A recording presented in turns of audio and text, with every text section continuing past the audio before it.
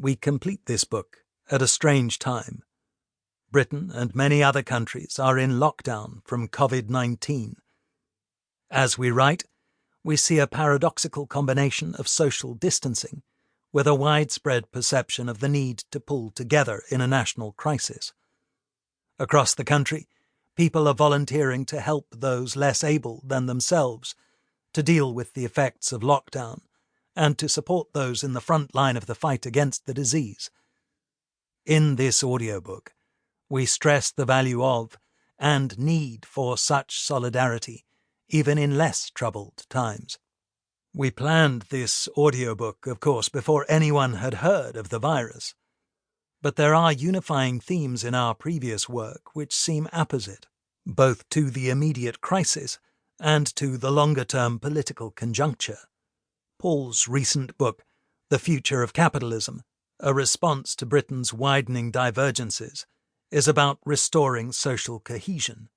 John's recent book with Mervyn King, Radical Uncertainty, a response to the global financial crisis, is about the overconfidence arising from belief in models.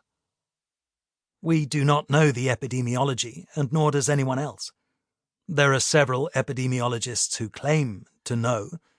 Their models are capable of making clear predictions, but their models disagree. These models identify the key parameters, the number of people each infected person infects, and the proportion of those infected who suffer serious illness. But we do not even roughly know the size of these parameters. We thus see both the uses and limitations of models when public policy faces radical uncertainty. Nor do we know how people and businesses will respond to government instructions and appeals to stay home. The mortality rate is specific to age, so for most people, social distancing would help others, not themselves. Will people be selfish or put others first? Already we see major differences in response in different countries, the result of both differences in the authority of the state and the degree of social cohesion in different societies, the consequences of variations in the relative power of the state, the influence of culture and values, and the sense of community relative to the strength of individualist sentiments, go to the very heart of the issues discussed in this audiobook. Totalitarian China, where the outbreak began, appears to have brought the disease under control relatively quickly. We need, however, to be a little wary. Tim Beasley and Sasha Dray, 2020, show that where the media is not free, deaths look to be understated.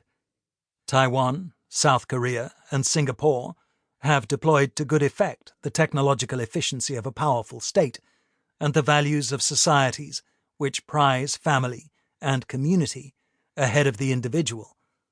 At opposite ends of the world, the socially cohesive polities of Sweden and New Zealand have chosen radically different courses of action, the former relying largely on the public spirit of citizens, the latter quickly imposing tight restrictions on activities.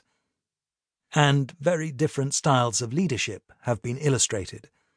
Sweden's political leaders remained in the background, relying on scientific advice, while New Zealand's Jacinda Ardern's finely tuned ear for the public mood enabled her government to carry public opinion in taking radical measures, and Hungary's Viktor Orban took the opportunity to gather unlimited power to himself.